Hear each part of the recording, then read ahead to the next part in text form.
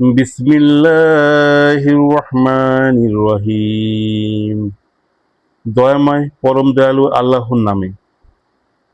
কুল আউযু বিরব্বিন নাস।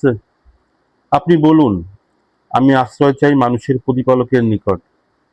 মালিকিন নাস, মানুষের অধিপতির নিকট।